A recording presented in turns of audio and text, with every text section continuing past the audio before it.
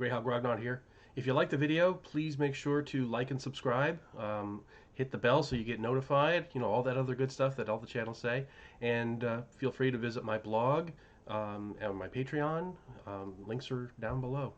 Now, enjoy the show.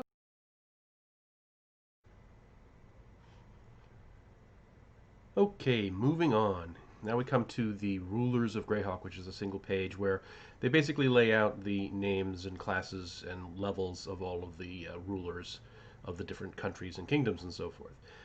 This is a little bit of new information that we got compared to the folio, which only gave the classes and levels. We didn't have the names of the rulers. We do here. But interestingly, we actually lose a little bit of information on this page compared to what was in the original folio edition.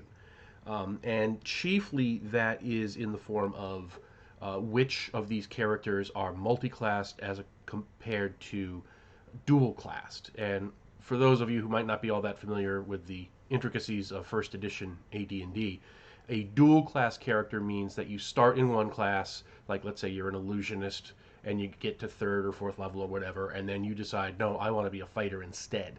So you stop gaining any XP in illusionist, and now you're just a first level fighter, and you continue gaining XP in that new class.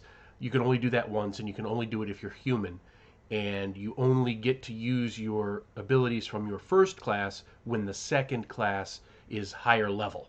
Like if you stopped at fourth level illusionist, you wouldn't get to use your illusionist powers until you were at fifth level whatever.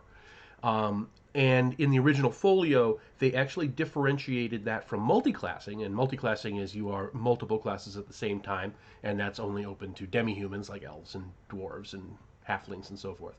And in the original folio, they differentiated the two by using a single backslash for multi-class characters and a double backslash for dual-class characters. So, for example, here in the Kingdom of Selene, we see that Yolande is a 7th level fighter, 11th level magic user. Got a single backslash, so we know that she's a multi-class character. On the other hand, we have here in the Great Kingdom a 7th level cleric, 12th level magic user. In the folio, that's separated by a double backslash. So we know that, oh, this is a human dual class character. He's a 7th level cleric, and well, he's a 12th level magic user and also has access to the powers of a 7th level cleric. And the fact that I used the Great Kingdom is actually an interesting little bit too, because here we, for some reason, it doesn't give a name for the king of the Great Kingdom, even though the name Ivid V is in the text of the description. So I don't know why they didn't do that. And another instance where we lose a little information here is in the Valley of the Mage, where they just give a question mark. They don't even give the class and level. And in the original folio, we're told we aren't told the name, but we do know that it is an 18th level magic user. Why they decided to take that out for this edition, I don't know. It might have been a mistake. It might have been an effort to make it more mysterious, or they wanted to change it or something. But nonetheless, that's pretty much there.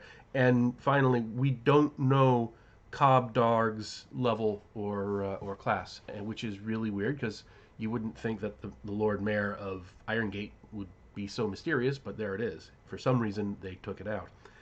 Anyway, this is a very nice little little addition here to give all the names, give some a little more flavor and a little more detail. So that's always nice.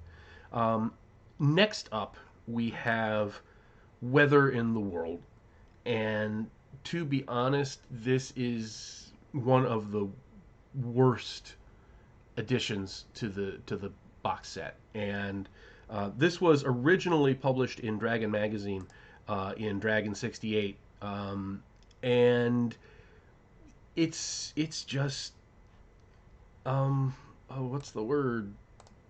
Bad. With no, I hope David Axler isn't offended. He wrote the original article in Dragon, but it's just very complicated. It's very fiddly. It takes a lot of dice rolls and a lot of modifiers and a lot of looking stuff up on tables, just to find out is it raining, and it gives a load of detail that really isn't going to be all that useful. I mean, you're talking. It has adjustments for latitude and longitude. It's got, you know, all these different modifiers for temperature and precipitation, and it tells you down to the minute when sunrise and sunset is.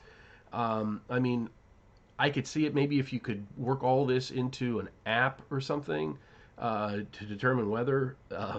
But just trying to do this manually every single day, and it's just so complicated. I mean, you can see here it just there's modifications for terrain, and there's wind chill. I mean, people don't even understand how wind chill works in the real world, let alone in Greyhawk. You know, there's all these different kinds of precipitation. It's really just we it's just painful, honestly. And again, no insult intended to the original author. The reason I'm talking about this is basically I think this is the only instance we see where a non TSR person's work that was published in Dragon made it into the gold box. We did get, obviously, you know, there were other things that Gary had written and some other TSR luminaries had written that made its way in, but I think this is the only fan produced section that was taken whole cloth from Dragon and inserted into the gold box, which in and of itself is a cool thing. And in fact, to this day, even though I don't really use this system, I tried once and just gave up. But even so, I still have in the original Dragon magazine there was this heavy cardstock insert with all the tables for the weather, and I still keep it in my own personal gold box, just in case I need to look something up. But on the whole, I think this is a section that can just be kind of passed over.